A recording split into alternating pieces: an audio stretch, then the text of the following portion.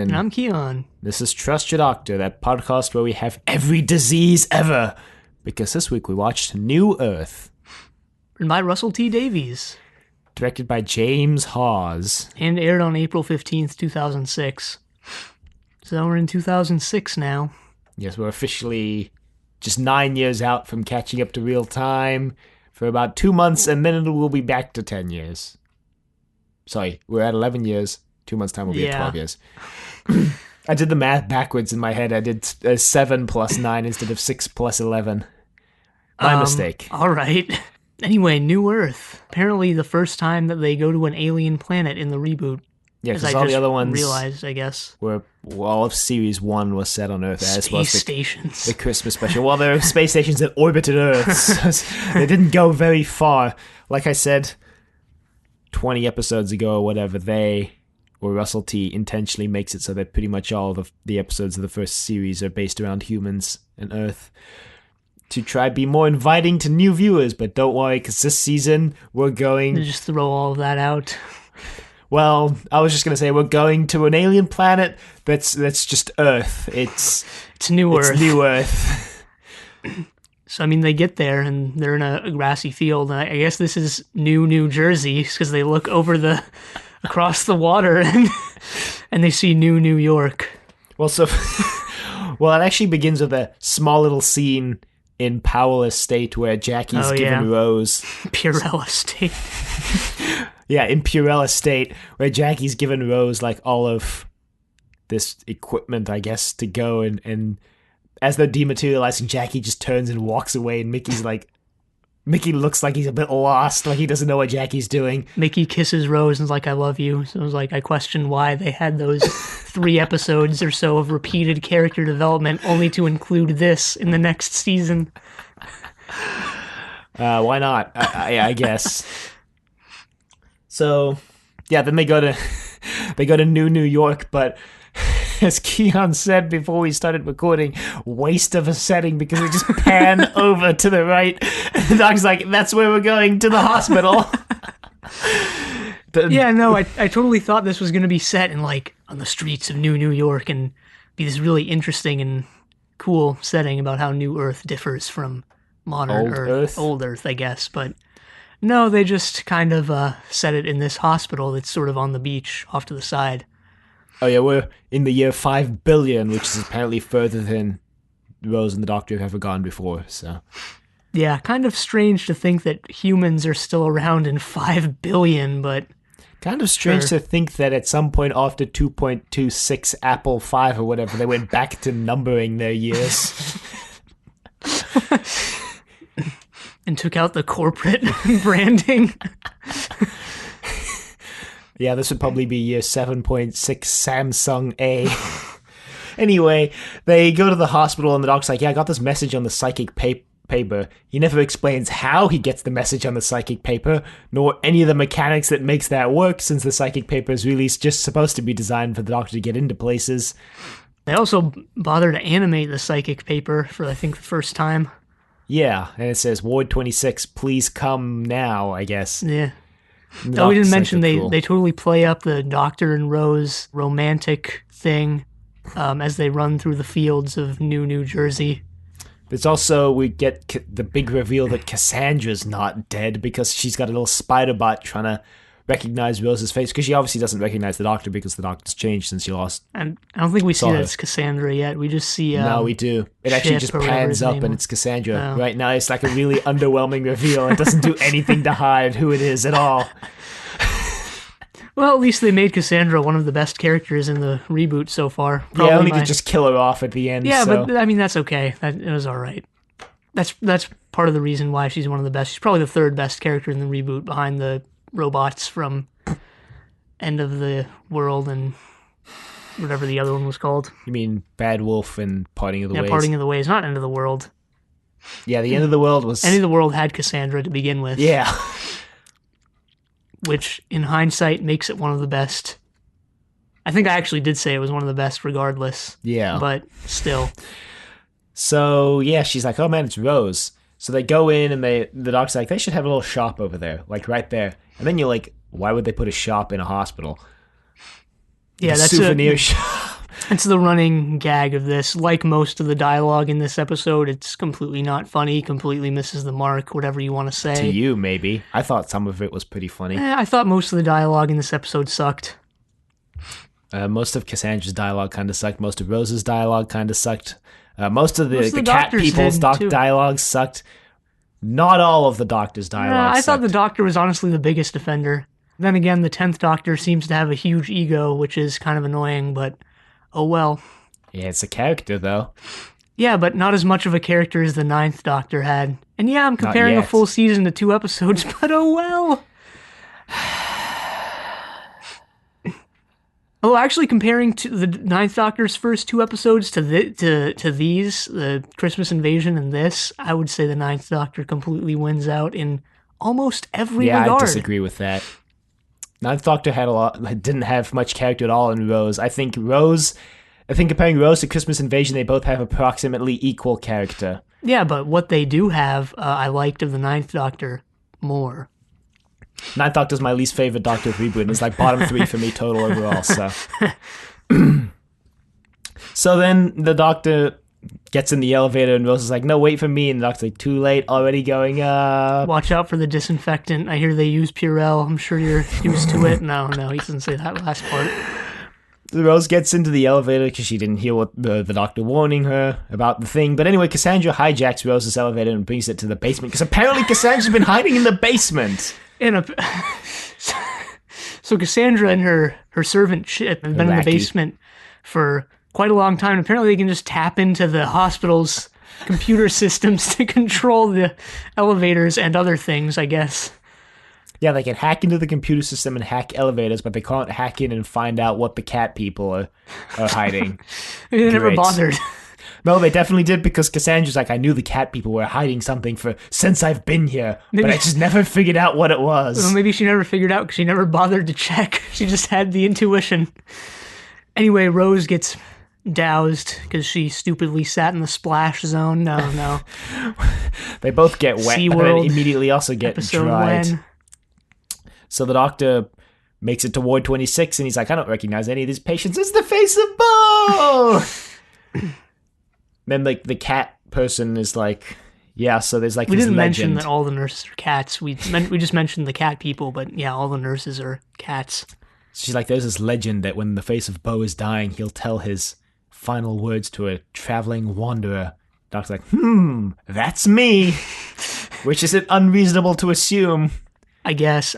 I wonder how the face of Bo feels like having legends written about him when he's still alive.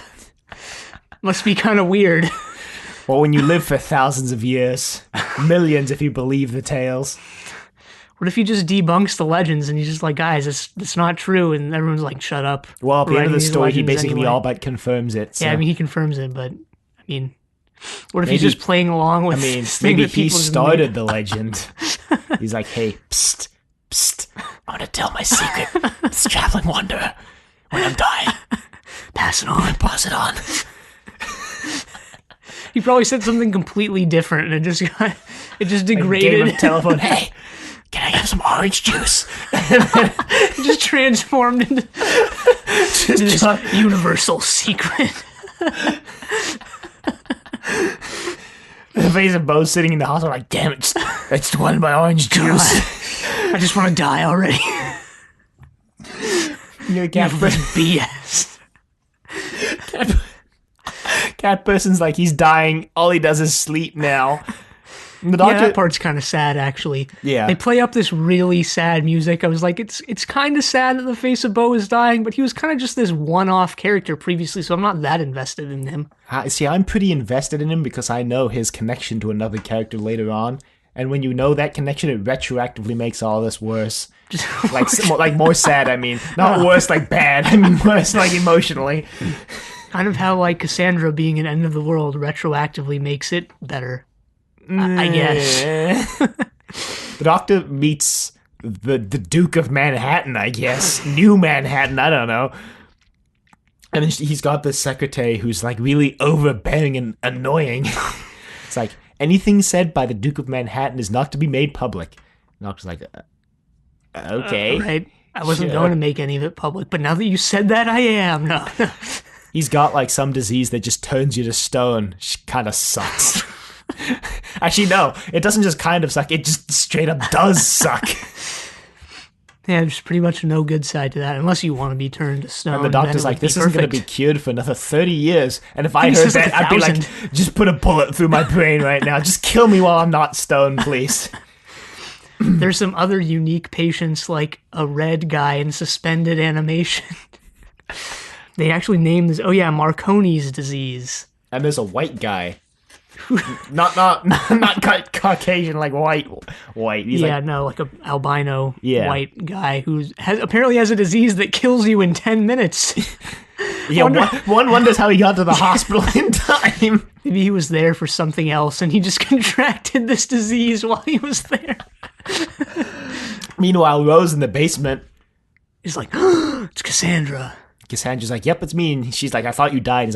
She's like, but my brain survived. I knew it. I totally called it, by the way. I totally called that in the End of the World episode. Didn't you know? Maybe. So you didn't really call it. You just kind of knew what would happen and said what would happen. Maybe. All right. So Rose gets trapped in these beams of light. She just backs up into them.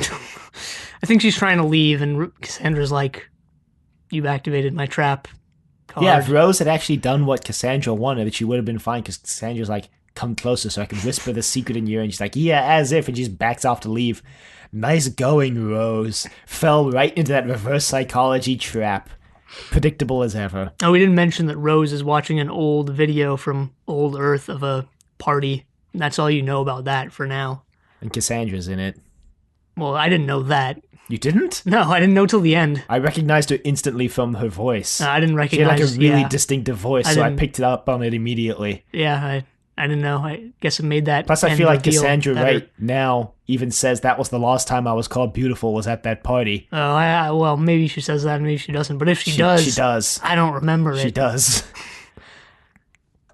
That's why at the ending she goes up to herself and says, yeah, I mean, I got it by the end. I just thought it was supposed to be like a reveal at the end, but I guess not. But it actually makes it better that it is, so I'm glad I missed all of that.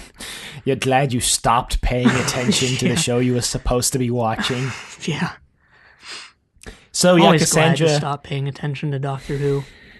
Cassandra... I think I've actually said that before. This is better when you don't pay attention, but anyway.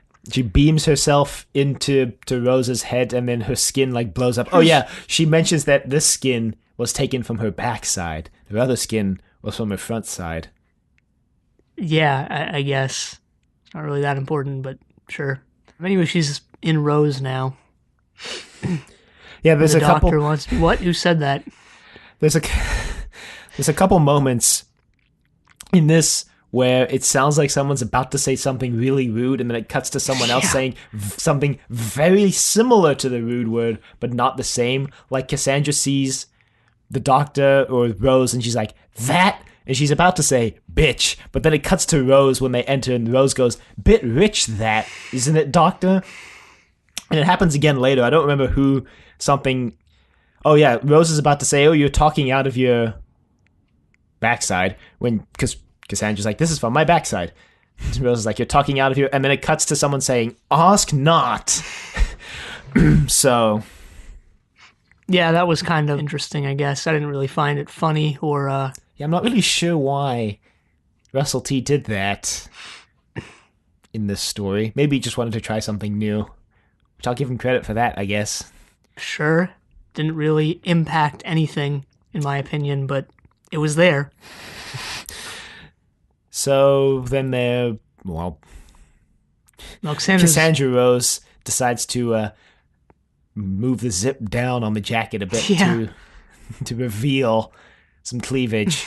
She also hides a bottle of perfume in Rose's cleavage. Yeah. She's like, whoa, I have a body now. Been weird. Haven't had a body for hundreds of years. And Chip, who, I don't know if we mentioned Chip, but he's like the assistant. Yeah. Covered in henna, I guess.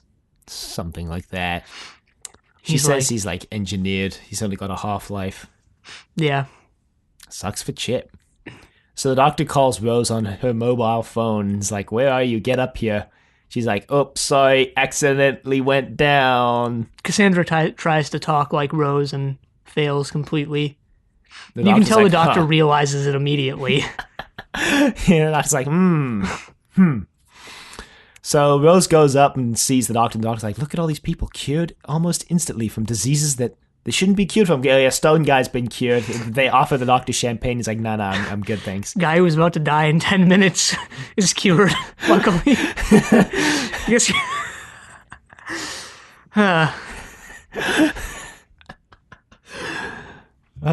must suck to catch a disease in the hospital. You're like, man, this is supposed to be a place of healing, not death. Well, although not this hospital. Spoiler. Yeah, come to think of it, the underground section of this hospital looks a lot bigger than the above ground. So looks like an abandoned Russian nuclear silo. Sort of a iceberg like there, where you only see the top 10%, and then the rest is just hidden beneath the surface of the water. You said that really dramatically for an iceberg. Yeah, icebergs are pretty dramatic, I guess. Anyway. The doctor decides to go looking for something, and then Cassandra Rose just kisses the doctor passionately and is like, huh. All right, then. He's like, still got it. So they go looking for something suspicious because the doctor's like, wonder how they got all these cures. So the doctor like uses the sonic screwdriver on a control panel, and it opens up the wall, and he's like, wow, nice. Oh, we forgot to actually mention one of the cat people came to one of the other cat people. They all had names, but I don't remember what they are. It's like, hey, one of the patients in intensive care is alive. And she's like, huh, that's kind of weird. So they go to intensive care, and then we see that doesn't sound right. They're alive. Wait a minute. So she goes to, I guess, intensive care, and we see a point of view shot of one of the disease plague carrying flesh people going, please help me. And she's like, wow, it's amazing. It's alive. They're not supposed to be alive. Let's incinerate it. So they incinerate it, and you hear him screaming, because he's being incinerated. Well, they actually are supposed to be alive, just not, like, conscious and cognizant. Yeah, but still. Anyway, the doctor and Cassandra get down to the intensive care, I guess. And it looks kind of Matrix-like. Everyone sort of has their own little vat. But also like a nuclear silo, because it's round and it's deep. And all the vats are green, and the doctor opens one, and he sees this super diseased person. He's like, I'm so sorry. I'm so sorry. Cassandra's like, what happened to them? The doctor's like, they have every disease. I was like, and they play this like completely straight, and I was like, what? And I laughed. I was like, what? Every disease? All of them. They never play it up as a joke, though. That's why this was one of the only like humorous things that actually landed to me. Yeah, it reminds me of a Cyanide and Happiness, like little one of the animated skits they have on YouTube, where this doctor's just listing off all of these diseases to this person, and at the end he's like, oh, you're deaf. And then he just shows him the list, and the guy's like, It's a webcomic, right? Yeah, but they do little animated shorts every Thursday on their YouTube channel. Oh, wow. Some of them are pretty funny. They're all pretty dark. Read a webcomic since XKCD. XKCD is pretty funny in my opinion. Nah, it's actually not. Well, not in my opinion, but whatever. So the doctor and Cassandra Rose are like, wow, this is weird. And then the cat people show up and they're like, you're not supposed to be here. The doctor's like, what are you doing here? The doctor gets really angry at them because they're killing people. Yeah, I thought David Tennant's acting was really bad in this scene when he gets mad. Yeah. I didn't think so at all. I didn't think that he seemed mad at all. Seemed mad to me. I mean, I thought like Billy Piper's acting in this was pretty bad. I thought hers was great. Her acting as Cassandra compared to like how she usually acts as Rose, I thought it was pretty great. I mean, I could tell them apart. I thought it was pretty bad though.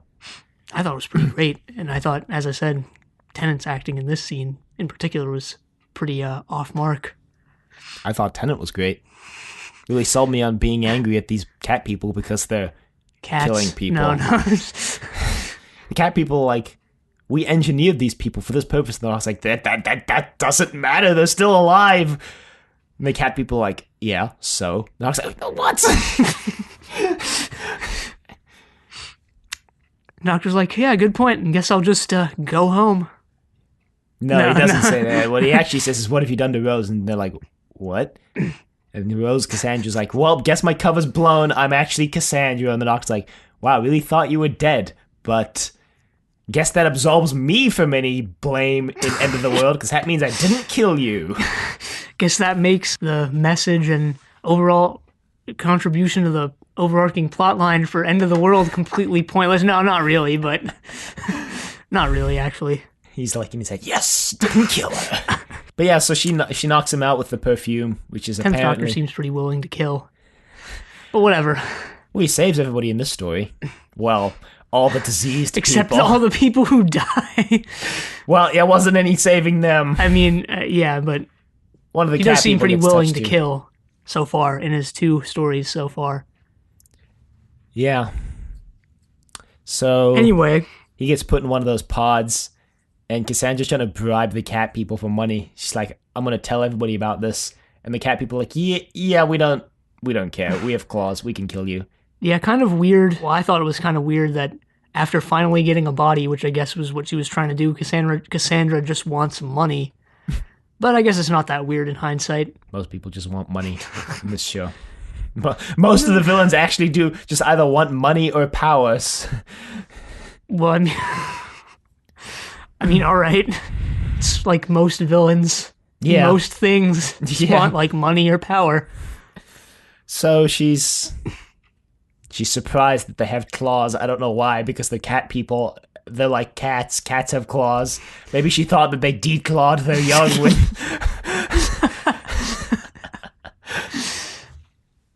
But yeah, she has Chip. They should have worked it into the story like, yeah, we tell everyone we declaw ourselves, but we lied. No, they shouldn't have done that. Chip pulls his lever to open all the pods. Cassandra seems to fail to recognize that this means that the Doctor's pod will open too, although I don't know why she puts the Doctor in a pod. Really unclear on that plot point. I don't know. So maybe she's just a sadistic bit rich. So the Doctor and Cassandra Rose go running off to try escape, because then one of the flesh people is like, we'll set ourselves free, and he like stabs himself into the control panel and electrocutes himself and dies.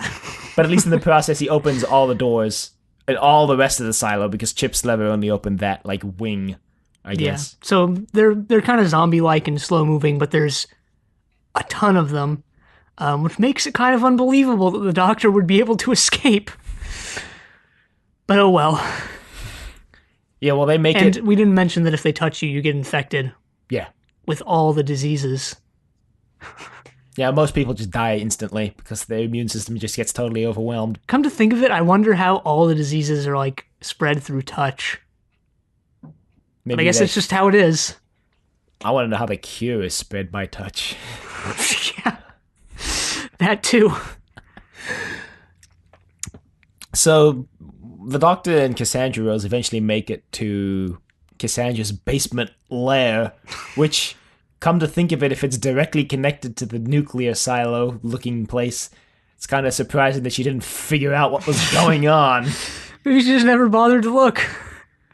Useless.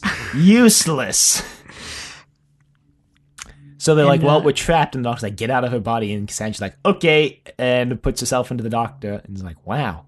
New body, new parts. Whoa, 2 hearts. And the zombie-infected people start overrunning the facility. Yes, the matron puts them into quarantine, which apparently locks the outside doors. Did you notice how quickly they start the quarantine? As soon as she calls for the quarantine, there's a loudspeaker announcement telling everyone the hospital's under quarantine. Yeah, well, that's actually good, because you don't want those infectious diseases getting out of the hospital, even if it's not someone with every disease. If it's just a super infectious disease, you want to set up that quarantine ASAP. I guess. It's the only thing that the cat people have done right in this story. Yeah, cat people seem pretty... Well, actually, I was going to say they seem pretty bad at running the hospital, but that's actually not true. I mean, they kept this entire conspiracy covered up for a pretty long time, so pretty competent. There. Yeah, I think the whole point of the story is like, is it morally okay to basically grow people in a test tube and then test develop cures from these artificially grown people and then use those cures on real people? Is that like a moral way to develop cures? It's a very specific thing. You could just broaden that to like cloning related stuff and testing related stuff. Yeah, the broader sense is probably like is a cloned person an actual like human or not? Yeah, I guess. Like if they're grown in a test tube, do you consider them humans or not? And the doctor's answer is yes, unequivocally yes, and the cat people, their answer is no. I kind of wish that they had played that. Kind of wish the characters had actually thought about it more instead of one person just being like, yup, and the other side just being like, nope. Yeah, I kind of wish they had done more with that and actually made that a central part of the story. Then again, it's reboot Doctor Who, so... Now Doctor Who has never actually... It's mostly just brought up things like this and never actually done anything with them. I was going to say, that's just Doctor Who in general, not even just the reboot. I guess that is a point of this story. Yeah, kind of another point is to make money and be entertaining, but whatever. Threw it away. Because that is the most interesting part of the story, in my opinion. Oh, I thought Cassandra was the most interesting. They brought back this villain and made her a cool character. I think Cassandra was weakened by the fact that she was in the story with every diseased person because there's no clear villain of the story. It's like who's just the cat people, kind of. Yeah, but also Cassandra, kind of. Yeah, kind of. Neither of them really get all of the time in the limelight, and because of that, I don't think either of them was developed really well, in my opinion. Yeah, I like what they did with Cassandra. I always like when they bring like a villain like Cassandra back and you see more about her. Yeah, but I think they could have done more if the whole story had been based around Cassandra. Yeah, maybe. I don't know. Because then they could have actually had the Doctor and her having some sort of debate about the ethics of invading people's minds. Especially someone, once again, cloned like she does with Chip at the end. But instead, Russell T decided to mash it with the every disease people. And all the garbage dialogue in this story. Really hope the entire season isn't like this and really hope it was just a one-off fluke. It's probably a fluke. We'll see. So they climb this ladder, which is probably the longest ladder in Doctor Who history. Because they spend the next 5 minutes on this ladder. Well, one of the nurses tries to attack them on the ladder, but she gets touched by one of the diseased people and falls off to her death hilariously. The CG for when the cat people gets touched is pretty bad. Apparently the filming for this story completely overran and went over budget, so... Yeah, I'm not surprised. They actually used up probably a lot of the CG budget on that one shot of New York with all those flying cars and stuff. Yeah, but then they just panned over to the hospital. They just abandoned it. Biggest wasted potential of the 2005 series so far. I'm trying not to call it the reboot for whatever reason, but I've been failing at that so far. So this ladder also has the most questionable design choice in history because it just terminates at a door.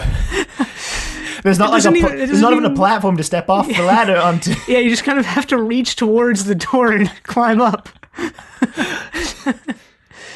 So then there's some back and forth. Cassandra jumps between Rose and the Doctor a bit because the Doctor needs to use the sonic screwdriver to open the door, but the Doctor doesn't want to use the sonic screwdriver to open the door if Cassandra is in Rose. So she jumps back and forth, and they have some hilarious banter. Haha, just kidding. It was actually not funny at all. Yeah, it was pretty bad. And then she jumps into one of the diseased people, and then the Doctor opens the door, and Rose jumps through, and then Cassandra's like, no, not so fast, and Rose tries to dodge out of the way, but she doesn't. She fails. Didn't dodge quick enough.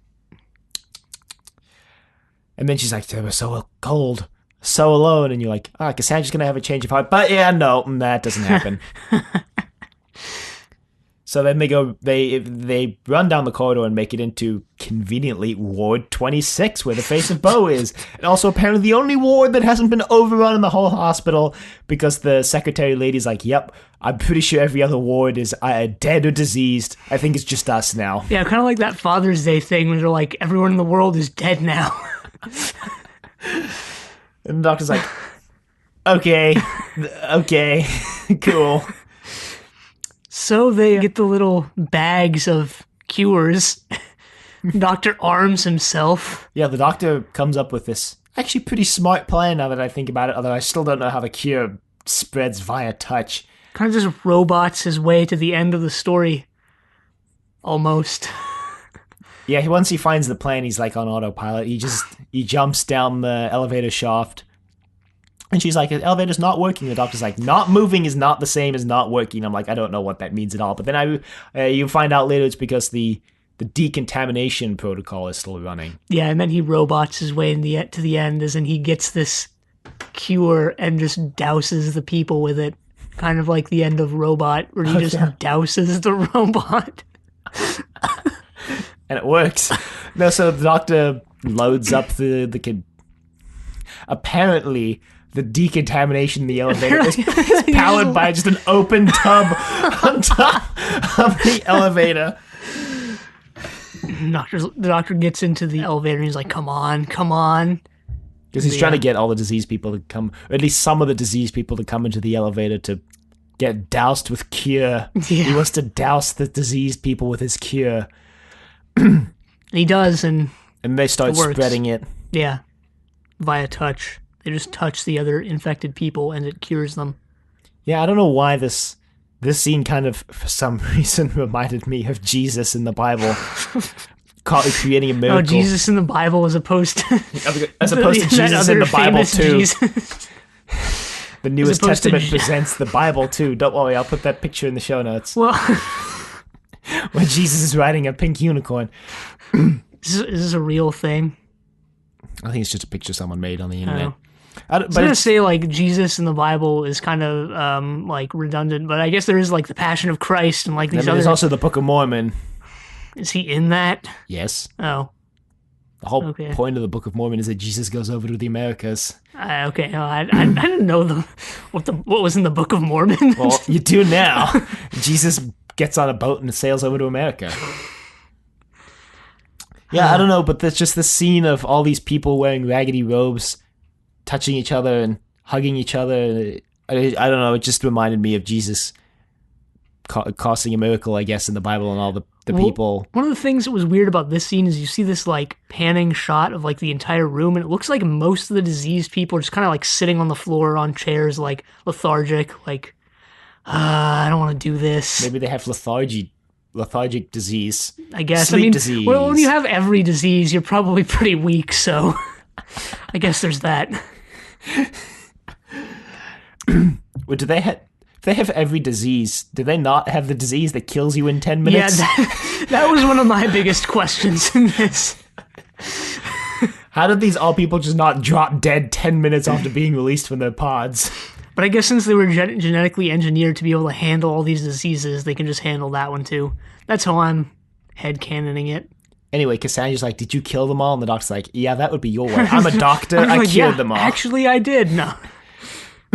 I feel like that line was kind of thrown in as a little haha jab because apparently Russell T was going to have the doctor kill all these people as the only way to save them, and the face of Bo was actually going to die in the story. But then Russell T read like an introduction to a book by Stephen Moffat, and Moffat had said that Russell T creates interesting characters and then just kills them off. And Russell T was like, hey, wait a minute. So he decided to have the doctor save everybody in this story, or at least save everybody who's diseased. Who didn't already die. Yeah.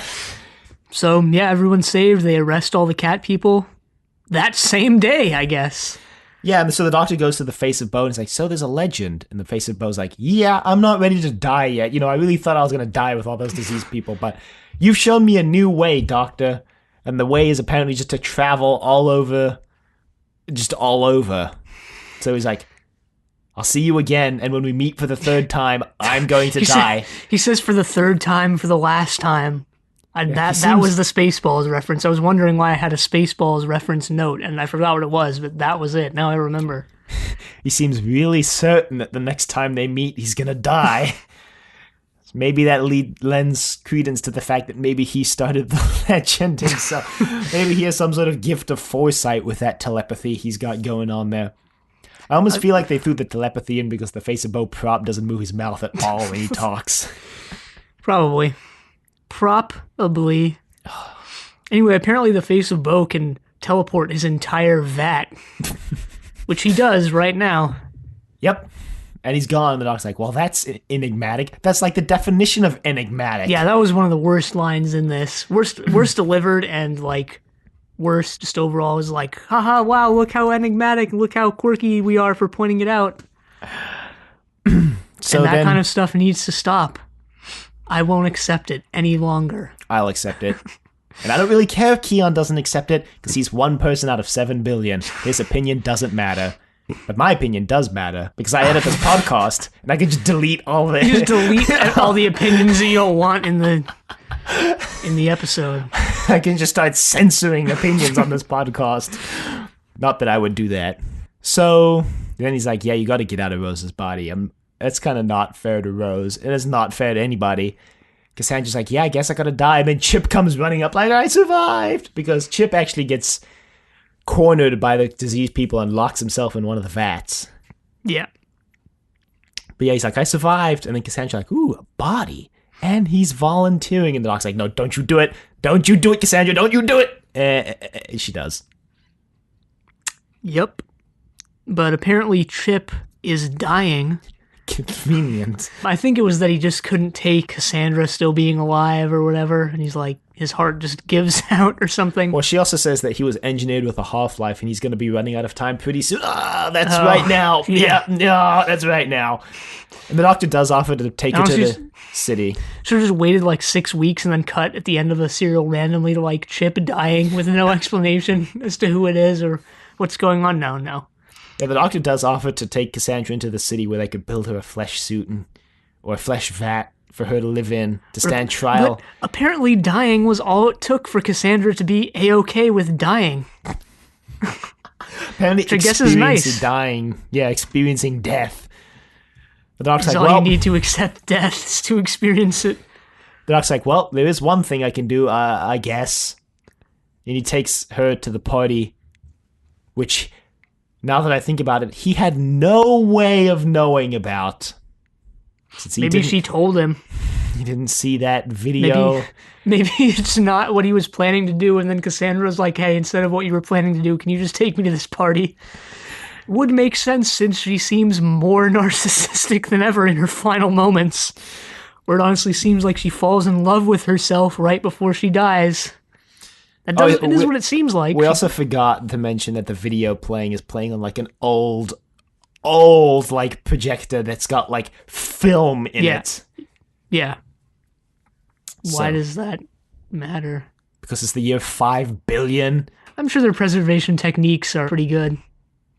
They called a jukebox an iPod in the end of the world. I'm sure their preservation techniques are pretty good. She called Toxic an ancient classic. Or maybe they brought film back. Who knows? Anyway, yeah, they go to the party. Cassandra goes up to Cassandra, is like, hey, you look really beautiful. And she's like, all right. And she's like, no, I mean it. You look really beautiful. She's like, thank you. She dies.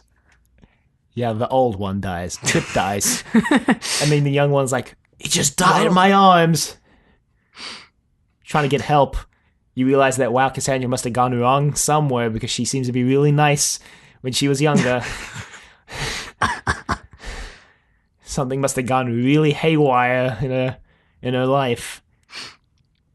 Maybe it was seeing Chip die in her arms. Yeah, that would suck. Come to think of it, there seems to be no repercussion for bringing Cassandra back in contact with her former self, unlike in Father's Day. Yeah, I just kind of retconned myself as like she's not really touching herself. It's just Cassandra's mind in Chip's body. Yeah, I guess that's the only difference, but whatever. Yeah, because I thought of that too when the doctor arrived with it, and I was like, wait a minute. Anyway, it just ends with the doctor looking on sadly as he watches Cassandra hold the dead Cassandra. Yeah. And then a preview for next week where they let David Tennant use his natural Scottish accent. Yeah, that's another thing that I was going to mention in this episode in particular. And I didn't think that this was the case in Christmas Invasion, but then again, Doctor didn't really have any lines in that. Is that I thought that David Tennant's voice here was pretty annoying. Just sounded not that good, pleasing to hear, I guess. I don't know. I don't know, it sounds fine to me. Yeah, it just sounds weird to me. I guess we'll probably be used to it pretty soon. And if not, oh well. Yeah, you don't really have a choice.